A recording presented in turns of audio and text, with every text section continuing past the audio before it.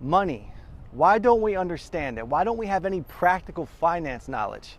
I'll tell you why. It's not taught in schools, so we rely on our parents. Unless our parents are in the 1%, then we're going to be left with average to no financial intelligence. I just read through Rich Dad, Poor Dad for the third time. It's one of my favorite books. Here we are at beautiful Centennial Park. Let's take a walk, and I want to break down the cash flow quadrant and what you actually need to understand, usable finance knowledge. Come on. Forget the mathematics, forget everything you were taught in school, your accounting classes, throw it out the window. Two things I need you to remember right now: assets and liabilities. Assets are anything that put money into your pocket, liabilities are anything that take it away. So if you're renting an apartment for $1,000 a month, that is a liability. If you own a condo and you're renting it out for $1,000 a month, that is an asset. Assets are also things like businesses, paper assets like stocks and bonds. Anything that makes you money is an asset. So here's the big divide. Average people buy liabilities and the rich only buy assets. The middle class buys liabilities that they think are assets. Let me tell you my story. I went to college. I got that job just as my parents had insisted I do over the years. I lived secure, but here's the thing. I was spending all of my money on status symbols, cars to impress other people. Always had the newest phone, always had big screen TVs, things that didn't matter, and they were all liabilities. Every time my check would come in, all that money would go right back out on bills, and this happened for years. I did not understand finance. I did not understand the simple model that Kiyosaki has laid out in this book.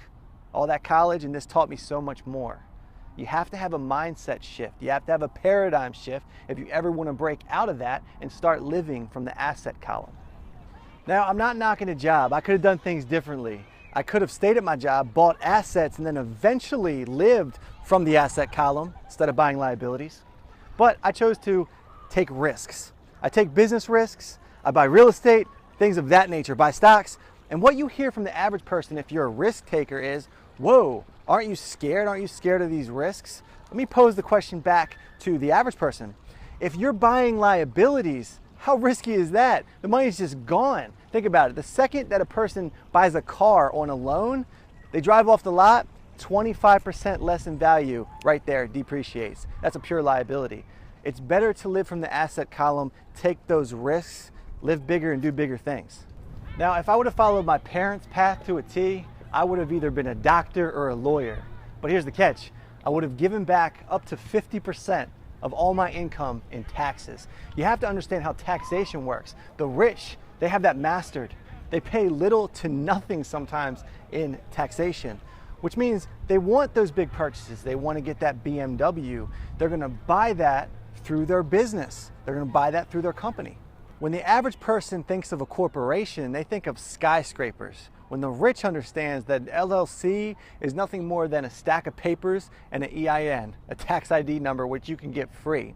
Another crazy thing to think about is, if you had a job, if you're at your job right now and you started a side business, which could be nothing more than a YouTube channel, you can get up to 75% back on the money that's being taken from you. All you need is a little bit of financial knowledge. A couple hours reading can do that for you. That was Kiyosaki's Rich Dad, Poor Dad. Awesome book. So much content, so much in that book that I didn't cover here, but I did make a quick guide for you to break it all down, talk about assets, liabilities, just kind of a little cheat sheet for you. So I want you to go ahead, tap through, download that now, and I'll see you on next week's episode of Living Book Review. Thanks for following.